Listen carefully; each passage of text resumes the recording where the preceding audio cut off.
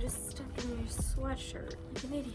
What is going on, you guys? Today, I wanted to talk to you a little bit about my fitness journey. I remember when I first started lifting, I was super invested in fitness YouTube, and I watched so many fitness journey videos. I don't know what about it was so appealing to me, but something was. So figured I would just share my journey with you guys right here. I first started lifting in 2015, so it was a year after I graduated high school. I was pretty lost, but I also didn't really care that I was lost. I was very apathetic. Definitely not a good point in my life. I think that I had not even considered taking any sort of personal responsibility for where I was at or where I was going, and that was kind of, it's like a demoralizing feeling, but also you have that lack of emotion towards it too. I don't really exactly know how to explain it, but definitely not the best point in my life. I remember I went to Washington, D.C. with my mom and two of my sisters, and at the hotel that we were staying at, there was a gym that was open 24 hours. I remember just like randomly going into that gym. It was like 3 o'clock in the morning, and I just started kind of Googling exercises. I just thought it was really fun, and I was like, you know what? I'm just gonna do this. This is fun. I'm just gonna keep on Googling exercises and see what happens. We got back home.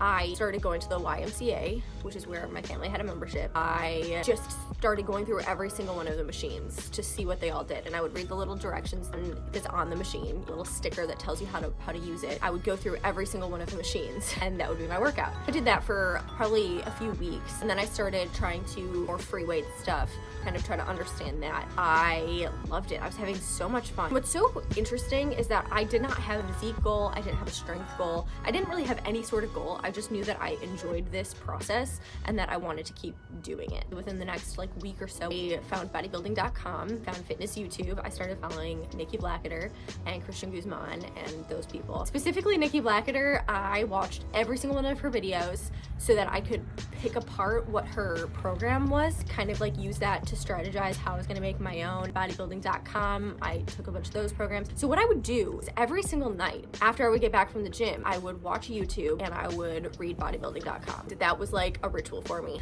I had kind of lost most of my friends by then anyway, weren't very close. Not anything bad, just grew apart. Things that like held friendships together for me then, I feel like were just circumstance more than anything else. Once the circumstance was no longer there, there was no real connection. Honestly, I think that has to do with, I'm going on a tangent right now, but I feel like that has to do with a lack of authenticity. I didn't know who I was, and I didn't really care who I was. Even if somebody wanted to get close to me, they probably couldn't. Who are they getting close to? I don't even know.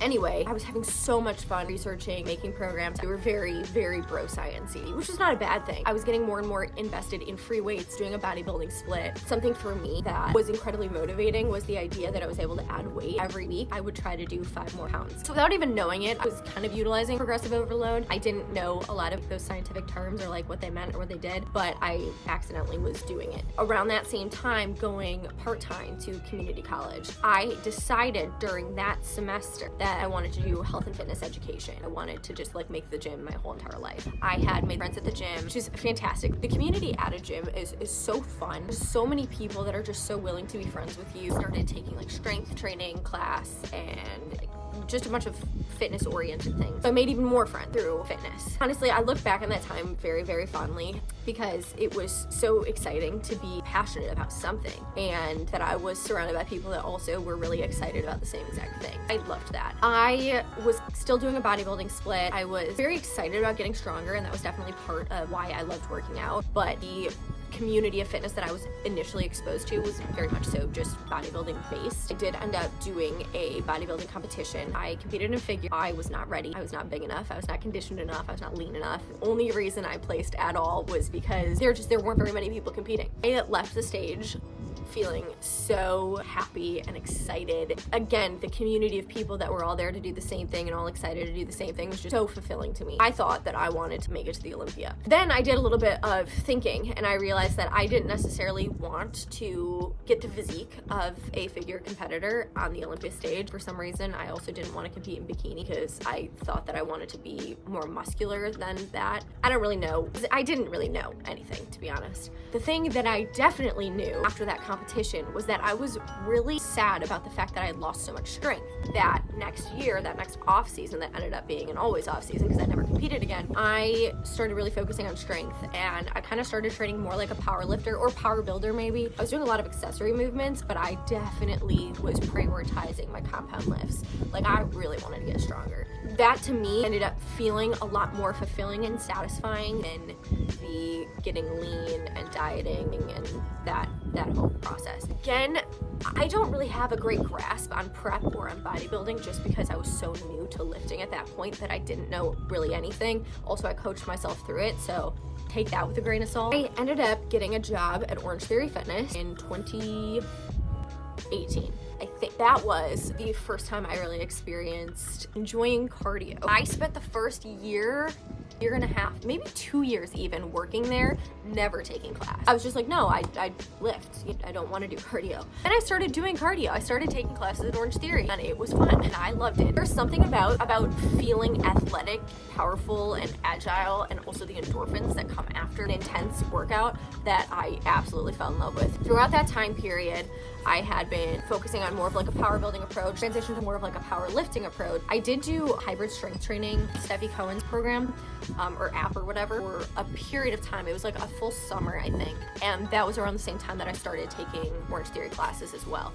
Towards the end of that summer, I really started like talking to Quinn, and he was like, you should do the strongman competition that I have coming up. And I was like, that sounds kind of fun. I ended up doing a strongman competition, not really having a good grasp on strongman at all. I loved it. It was an incredible experience because like the bodybuilding community, everyone's excited about the same thing, which is so cool. No one's really rooting for anybody else. In strongman, it feels like there's definitely still a very competitive aspect to it, obviously, because everyone wants to win. But like there also happens to be I really want you to do your best. I want to win, but I want to win because my best is better than your best. So like everybody still is rooting for the other person, if that kind of makes sense. I don't know, great community. Ended up doing, I think, 3 more competitions over the course of that. It was probably like 6 months. And then I wanted to take it really serious. So I started training for strongman. Quint was training me. I had planned, I think it was like 3 or 4 competitions for the year of 2020. And unfortunately, COVID happened. So that was that put a damper on things. All those competitions ended up getting canceled.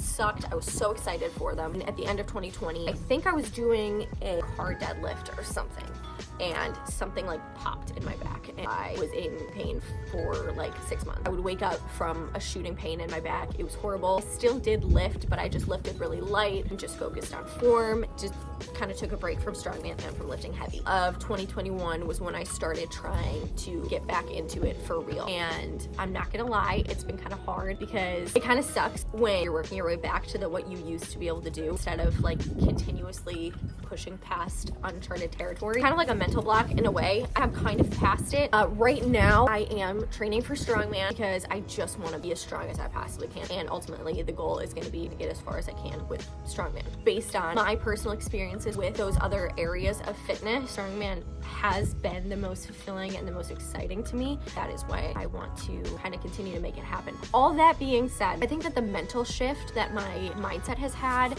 throughout all of these different avenues of fitness has been really interesting. And it's really interesting to like look back on and see, because when I first started lifting, I was high off of the idea that I could be passionate about something. And I'm so happy that I learned that, because my life was definitely on track to just be bleh, and for me to just feel nothing about it.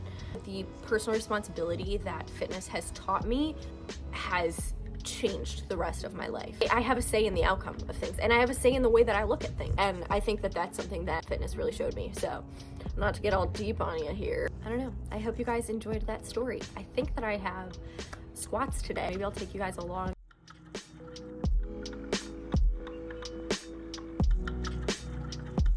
4x4, 235. Yeah, 235. I have a feeling that's gonna not be super easy, but that is why I'm putting on my fancy red Converse.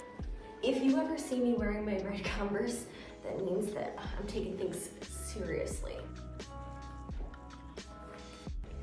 I almost forgot the most important part of the workout.